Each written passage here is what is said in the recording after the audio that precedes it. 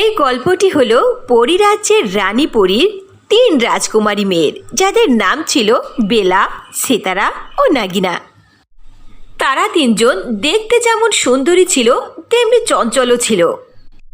তিন পরিমনের মধ্যে ছিল খুবই ভালোবাসা, আর তারা অদ্ভুত শক্তিও জানত।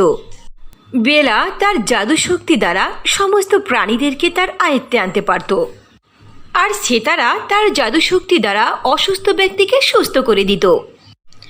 এদিকে নাগিনও তার জাদু শক্তির দ্বারা আকাশ থেকে বৃষ্টির মতো স্বর্ণ মুদ্রা বর্ষণ করত। এখন তিন জাদুর পরী অনেক বড় হয়ে গেছে। একবার তিন বোনেরই ইচ্ছে হলো পৃথিবী ঘুরে দেখবে, কিন্তু পরিরাজ্যের নিয়ম অনুযায়ী কাউকে পরিরাজ্য থেকে পৃথিবীতে যাওয়া যাবে না। একদিন তিন পরী বোন মিলে রানীপুরীর কাছে গেল পৃথিবীতে ভ্রমণ করার আদেশ নিতে। তিন মেয়ের কথা শুনে রানীপুরী খুবই রেগে গেল আর বলল, কি তোমরা পৃথিবী ঘুরে দেখতে চাও? কখনো না, ইম্পসিবল। আমি তোমাদের পৃথিবীতে ঘোরার কখনো নির্দেশ দিতে পারবো না। মা প্লিজ, আমাদেরকে আপনি একবার অনুমতি দিন। কথা দিচ্ছি আমরা পৃথিবীতে গিয়ে মানুষের সামনে আমাদের জাদু শক্তি খাটাবো না। আমরা শুধু একবার পৃথিবী ভ্রমণ করেই চলে আসব, আর দেখব পৃথিবীর মানুষ জাদু শক্তি ছাড়া কিভাবে বাঁচে। হ্যাঁ হ্যাঁ, আমি জানি তোমাদের তিনজনের সম্পর্কে। তোমরা তিনজনই ভীষণ দুষ্ট। আর তোমরা কি এটা জানো যে মানুষের কাছে জাদু শক্তি না থাকলেও মানুষ হলো সৃষ্টির সেরা। তাদের অনেক বুদ্ধি আছে, তারা যে কিছু করে তোমাদের কোনো ক্ষতিতে ফেলতে পারে। মা, মানুষ আমাদের কোনো ক্ষতি করতে পারবে না। প্লিজ মা, একবার শুধু আমাদেরকে যাওয়ার অনুমতি দিন। ইম্পসিবল, এই অনুমতি আমি তোমাদের কখনোই দেব না। আর একটা কথা কান খুলে শুনে রাখো, এই সম্পর্কে কোনোদিন আমাকে কোনো কথা বলবে না। এ কথা বলে রানীপুরী সেখান থেকে তার কক্ষে চলে গেল। এদিকে তিন বোন মিলে কথা বলতে লাগলো। দেখো, আমি বলেছিলাম না যে মা কখনোই অনুমতি দিবে না, তাই হলো। চলো, কিছু না বলে আমরা চলে যাই। কিন্তু মা যদি পরে জানতে পারে? আরে মা জানবে না, মা তো কালকে এক কাজের চন্দ্রলোকে যাবে। মা সেখানে যাওয়ার পরে আমরা তিনজনে মিলে পৃথিবীতে যাব।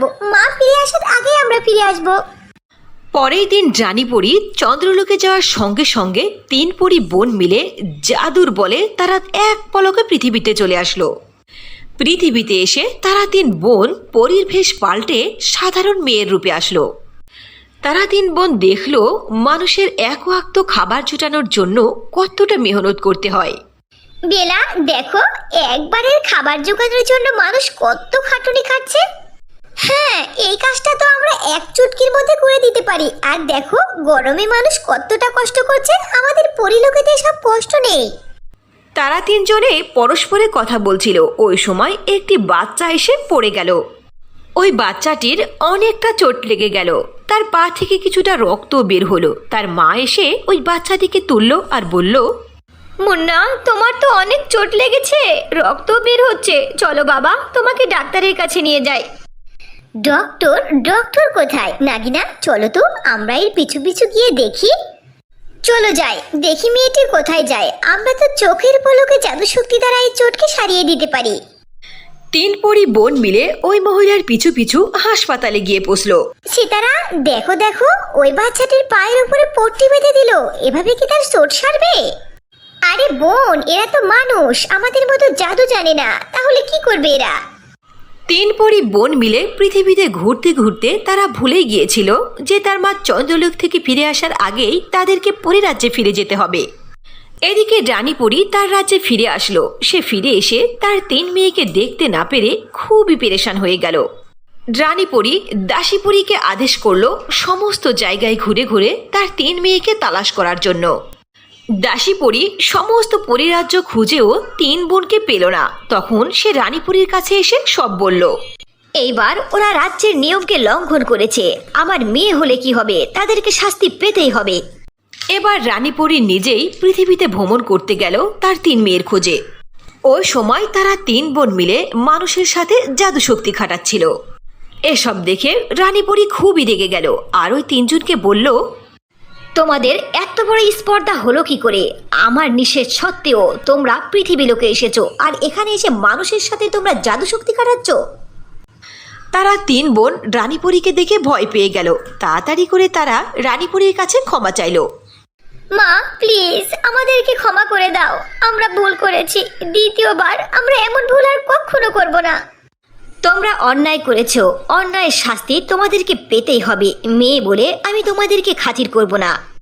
তোমাদের অনেক শখ না মানুষের মতো মানুষের পৃথিবীতে আসার? আচ্ছা ঠিক আছে, আমি তোমাদেরকে সারা জীবনের জন্য এখানেই রেখে গেলাম। এ কথা বলে রানীপুরী তার তিন মেয়ের কাছ থেকে জাদু শক্তিকে ছিনিয়ে নিল, যার কারণে তারা তিন বোন সাধারণ মানুষের মতোই হয়ে গেল। এরপরে রানীপুরী তার পরিরাজ্যে ফিরে গেল। এদিকে তিন বোন মন খারাপ করে দুঃখ প্রকাশ করতে লাগলো। সেতারা, মনে হয় আমরা অনেক বড় দোষ করে ফেলেছি, নইলে মা আমাদের ক্ষমা করলো না কেন? মনে হয় আমাদের ভুলই হয়েছে রে। বেলা আপু, একটু আগে আমরা মানুষদেরকে নিয়ে হাসি ঠাট্টা করলাম না, এখন তো আমরা নিজেরাই সাধারণ মানুষের মতো হয়ে গেলাম। আমাদের কাছে তো কোনো জাদু শক্তি নেই, আমরা কি করে পরিরাজ্যে ফিরে যাব? এখন আর কিচ্ছু করার নেই, মানুষের পৃথিবীতে মানুষের মতোই আমাদের থাকতে হবে রে। তিন বোন মিলে এদিকে ওদিকে ঘুরতে লাগলো, তারা পথের দিশা পেল না। এভাবেই অনেক সময় পার হয়ে গেল। ক্ষুধা ও পিপাসায় ক্লান্ত হয়ে তারা একটি গাছের নিচে বসলো। ওই সময় এক বৃদ্ধ মহিলা ওই রাস্তা দিয়ে যাচ্ছিল। ওই মহিলার মাথায় ছিল মাটির তৈরি পুতুলের খেলনা, যেটা সে এলাকা এলাকা ঘুরে ঘুরে বিক্রি করত। কি হয়েছে বাচ্চারা, তোমরা এখানে কেন বসে আছো? তোমাদের ঘর বাড়ি নেই? আমাদের বাড়ি অনেক দূরে, ভুল করে আমরা এখানে চলে এসেছি, আমরা বাড়ি খুঁজে পাচ্ছি না। আচ্ছা ঠিক আছে, তোমরা টেনশন করো না, চলো আমার সাথে থাকবে। যতক্ষণ না তোমাদের খোঁজে তোমাদের মা বাবা না আসে ততক্ষণ পর্যন্ত আমার ঘরেই থাকবে, আমারও এই পৃথিবীতে কেউ নেই। ওই বৃদ্ধ মহিলার নামটি ছিল বিমলা। সে মাটি দিয়ে পুতুল তৈরি করে মানুষের বাড়ি বাড়ি গিয়ে বিক্রি করত। ওই বৃদ্ধ মেয়েটি তাদের তিনজনকে সাথে করে তার বাড়িতে নিয়ে গেল। এরপর ওই বৃদ্ধ মহিলা তাদের তিন বোনকে শুকনো রুটি খেতে দিল। নাও বাছারা, এইগুলো তোমরা ভাগ করে খেয়ে নাও। আমি জানি এগুলোতে তোমাদের পেট ভরবে না, কিন্তু কি করার, এর থেকে যে বেশি আমার কাছে কিছু নেই। এই পৃথিবীতে পরিশ্রম না করলে পেটে ভাত জোটে না, এজন্য তোমাদের তিনজনকেও পরিশ্রম করতে হবে। পরিশ্রম, কাজ, এসব কি? এসব তো আমরা কিচ্ছু পারি না। কাজ পারো না তো কি হয়েছে বাছারা, কালকে থেকে আমি তোমাদের কাজ শেখাবো। চলো এখন ঘুমিয়ে পড়ো। পরের দিন ওই বৃদ্ধ মহিলা তাদের তিন বোনকে মাটি দ্বারা পুতুল তৈরি করা শেখালো। এরপরে তাদের তিনজনকে সঙ্গে করে নিয়ে গেল ওই পুতুল বিক্রি করার জন্য। এভাবেই বেশ কিছুদিন কেটে গেল। আস্তে আস্তে তিন বোন মিলে মাটি দিয়ে পুতুল তৈরি করা শিখে গেল। তারা তিনজন মিলে মাটি দিয়ে পুতুল তৈরি করে আর বাজারে গিয়ে বিক্রি করে। তারা ওই বৃদ্ধা মহিলাকে আর কষ্ট করতে দেয় না, বাজারেও যেতে দেয় না। তিনজন মিলে তারা তাদের কাজকে ভাগ করে নিল। মনে হয় আগের জন্মে কোনো পণ্যের কাজ করেছিলাম বলেই আল্লাহ আমাকে এই পরীর মতো তিনটি মেয়ে দিয়েছে। আমার মনে হয় কারো পেটের সন্তানও তার মায়েকে এতটা ভালোবাসে না। আল্লাহ, তুমি যে আমাকে আসমান থেকে পরী দান করেছো। আম্মা, যদি কোনোদিন সুযোগ আসে পরিরাজ্যে যাওয়ার, তাহলে কি আপনি পরিরাজ্যে যাবেন? বেটে, আমার তো খুব শখ ছিল যে যদি মানুষ না হয়ে পরী হতাম। ছোটবেলায় কত পরীদের গল্প শুনেছি, যদি পরী হতে পারতাম তাহলে তো আকাশে ঘুরতে পারতাম, আমি খুবই খুশি হতাম। তিন বোন মিলে বুড়ি আম্মার কথা শুনে একজন আরেকজনের দিকে তাকাচ্ছিল আর হাসছিল। এভাবেই তারা পৃথিবীতে ওই বৃদ্ধ মহিলার সাথে জীবন কাটাচ্ছিল। হঠাৎ করে একদিন তাদের কাছে রানীপুরী ফিরে আসলো আর বলল, বেলা, সিতারা, নাগিন, তোমাদের শাস্তির সময় পূর্ণ হয়ে গেছে। এখন আমি তোমাদেরকে নিতে এসেছি, তোমরা আমার সাথে পরিরাজ্যে ফিরে চলো। এরপর রানীপুরী তার তিন মেয়েকে জাদু শক্তি ফিরিয়ে দিল, কিন্তু জাদু শক্তি ফিরে পেয়ে তিন মেয়ে খুশি হতে পারল না। তারা তাদের বুড়িমাকে পৃথিবীতে রেখে পরিরাজ্যে যেতে চাইছিল না। কি ব্যাপার, তোমাদের মন খারাপ কেন? তোমাদের সমস্ত জাদু শক্তি আমি ফিরিয়ে দিয়েছি। চলো মা, আমার সাথে চলো, পরিরাজ্যে চলো। মা, এত বছর হচ্ছে পৃথিবীতে আছি, এখানে আমরা আমার মাকে পেয়েছি। আমার বৃদ্ধ মা ছাড়া আমরা পরিলোকে কি করে ফিরে যাব বলো মা? আচ্ছা ঠিক আছে, তাহলে তোমরা তোমাদের বুড়িমাকেও সাথে নিয়ে চলো। এ কথা শুনে তারা তিন বোন খুবই খুশি হলো। এরপর তিন পরী বোন মিলে বুড়িমাকে সাথে করে পরিরাজ্যে ফিরে গেল। পরিরাজ্যে ফিরে গিয়ে তিন পরী তার মায়ের সাথে পরিরাজ্য দেখাশোনা করতে লাগলো। এরপর থেকে তিন পরী বোন তাদের নিজের মা ও বৃদ্ধ বুড়িমার সাথে সুখে শান্তিতে পরিরাজ্যে দিন কাটাতে লাগলো। তো বন্ধুরা, এই ছিল আমার আজকের গল্প। আমার গল্পটি কেমন হয়েছে অবশ্যই তোমরা কমেন্ট করে জানাবে, আর ভালো লাগলে একটা লাইক করে দেবে। তোমার ফ্রেন্ডস ও ফ্যামিলির সাথে বেশি বেশি শেয়ার করবে।